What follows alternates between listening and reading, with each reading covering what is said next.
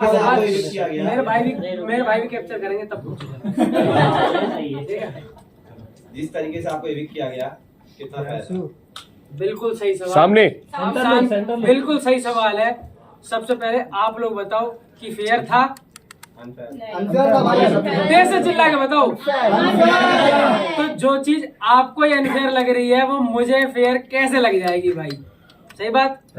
सबसे पहले क्या हुआ कि जब ये टास्क हो गया मैंने तो 1% मान लिया, मंजूरी भी दे दी कि चलो ठीक है जो भी है, बिग बॉस के जो शो बना रहे हैं उनकी इच्छा है, ठीक है मैं बाहर हूँ कोई बात नहीं।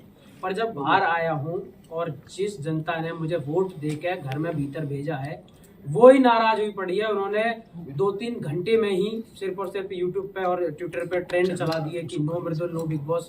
तो भाई मैं इसमें कैसे बोल सकता हूँ उनसे कि आप गलत कर रहे हो? वो जिम्मेदारी से 3 महीने से शो देख रहे हैं, मेरी वजह से देख रहे हो, किसी की वजह से भी देख रहे हैं, ठीक है। वो अगर वोट कर रहे हैं पूरे जी जान से, 7 नॉमिनेशन में उन्होंने मुझे लगातार बचाया। मुझे भेजने से पहले उनकी एनर्जी इतनी ज्यादा हाई थी, इस लेवल पर करोड़ों वोट उन लोगों ने मुझे डाले। तो क्या उनका पूछना गलत है कि भाई ऐसा क्यों कर दिया? हमसे बिना पूछे या बिना हमारे वोट मांगे आपने उसको डायरेक्ट इविक्ट क्यों कर दिया? गलत है उनको पूछना? बिल्कुल नहीं।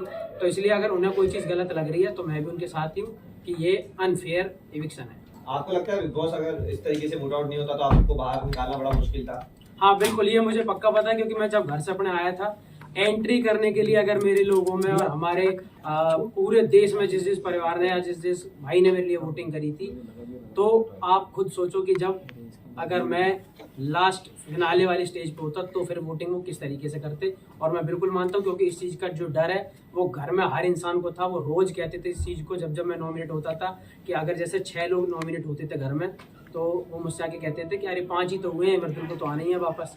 तो इस टाइप की चीज़ें थी। और मेरे पीछे भी जब मैं बाहर आ गया हूँ तो मैंने क्लिप देखी है, हर इंसान बात कर रहा था इस चीज़ को लेके पीछे पीछे कि मृदुल को किसी तरीके से पहले इस घर से निकालो, क्योंकि अगर ये रहेगा तो हमारे लिए सबसे बड़ा खतरा यही है क्योंकि हम इससे वोटिंग में